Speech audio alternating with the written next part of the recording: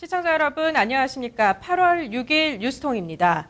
정부가 올해 세제 개편안을 발표했습니다. 침체된 내수를 살리고 이 가계소득을 늘리는 데 방점을 맞췄는데요. 기업의 투자를 유도하는 다양한 대책들도 담겼습니다. 보다 자세한 내용 경제부 이상원 기자와 함께 알아보겠습니다. 네, 오늘 세제 개편안이 발표가 됐습니다. 이 소비의 주체가 되는 가계소득을 늘리는 데 방점이 찍혔다고 하는데요. 자세한 내용 설명해 주시죠.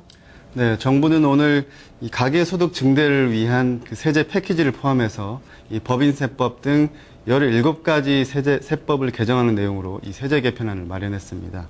말씀하신 대로 이번 세제 개편에서 정부가 가장 주안점을 둔 것은 이 가계소득 증대인데요.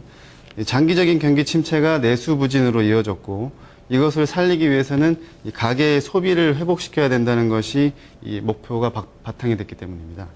정부는 우선 가계소득을 늘리기 위해서 이 근로자 임금을 올린 기업에 세액 공제를 주는 이 근로소득 증대세제와 이 주주들의 배당소득에 대한 세금 부담을 덜어주는 배당소득 증대세제, 그리고 기업의 사내 유보를 억제해 투자나 임금, 이 배당에 쓰도록 유도하는 기업소득 환류세제라는 이 세 가지 이 패키지 세제를 신설했습니다. 또 고용창출 투자세액 공제의 고용창출 효과를 강화하고 이 중소벤처기업에 대한 세제 지원이나 가업 상속 공제를 확대하는 등 기업의 생태에 활력을 넣는 방안도 담았습니다. 아울러 체크카드와 현금 영수증에 대한 소득 공제율도 30%에서 40%로 인상하고 신용카드 공제를 연장하는 등 소비 진작을 위한 세제와 함께 서민층의 저축소득에 대한 세제 혜택 확대, 그리고 퇴직연금 세제 개편을 통한 노후소득 안정화 방안 등 이 가계소득 증대를 위한 부가적인 방안도 추가됐습니다. 네, 말씀하신 것을 쭉 들어보면 외형만 보면은 가계소득에 그래도 상당히 도움이 될 것 같다라는 생각이 드는데요. 또 속을 뜯어보면 그렇지 않다고요. 네, 우선 이번 방안의 핵심이 되는 가계소득 증대 세제부터 다양한 문제점을 안고 있는데요.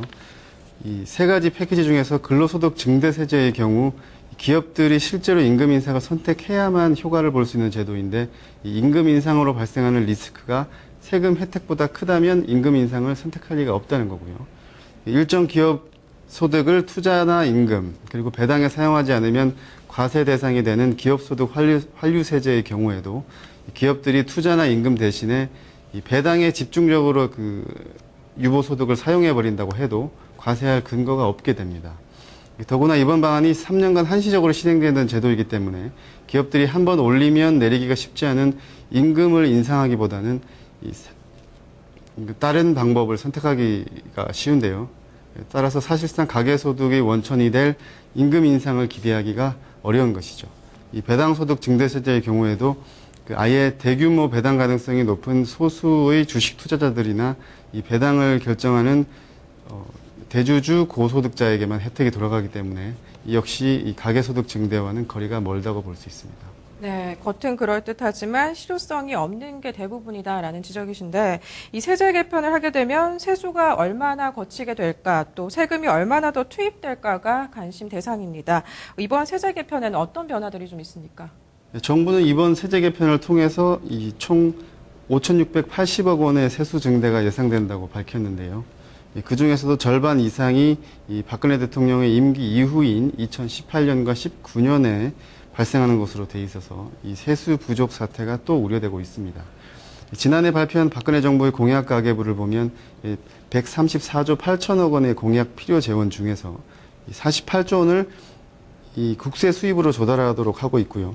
이 중에 18조 원을 비과세 감면 정비로 조달하고 27조 2천억 원을 지하경제 양성화로 2조 9천억 원 가량을 금융소득과세 강화로 각각 조달하는 것으로 계획되어 있는데요. 올해 세제 개편을 통한 비과세 감면 정비 규모는 불과 4천억 원에 그치고 있습니다. 더구나 올해 세제 개편에도 경기 활성화나 저소득층 지원이라는 명목으로 각종 비과세 감면의 연장과 신설 방안이 추가되어 있어서 이 세수입 확보 목표를 달성하기는 어려워 보입니다.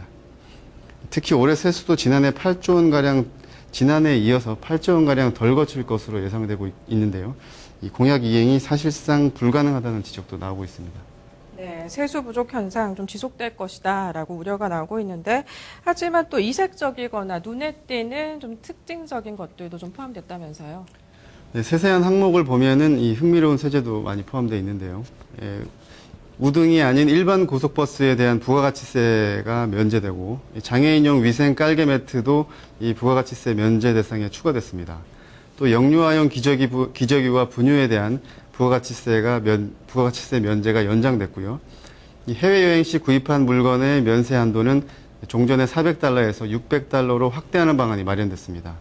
또 신용카드로 납부할 수 있는 세금의 한도가 폐지돼서 이 신용카드로 납부할 수 있는 세금을 납부하는 게 자유로워지고요. 또 기부문화 장려를 위해서 기부금 세액공제를 받은 금액을 다시 추가로 기부할 수 있는 이 기부 장려금 제도도 도입됩니다. 이 세부담이 늘어나는 것도 있는데요. 그동안 면세 대상이던 중대형 아파트 관리비는 부가가치세 과세 대상으로 바뀌어서 내년부터는 이 135제곱미터를 넘는 아파트 관리비의 부담이 약 10만 원에서 15만 원가량 늘어날 전망입니다.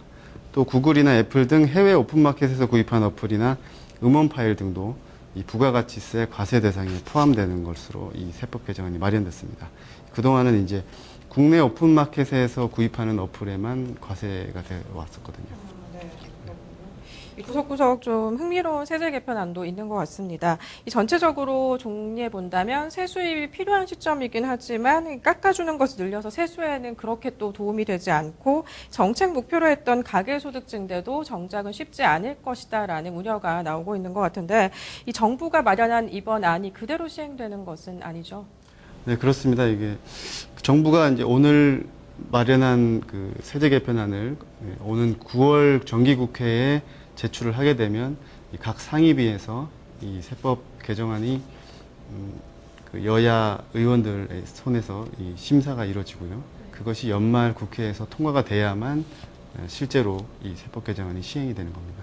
네, 보다 좀 실효성 있는 안들로 채워질 수 있길 좀 지켜보겠습니다. 오늘 말씀 고맙습니다.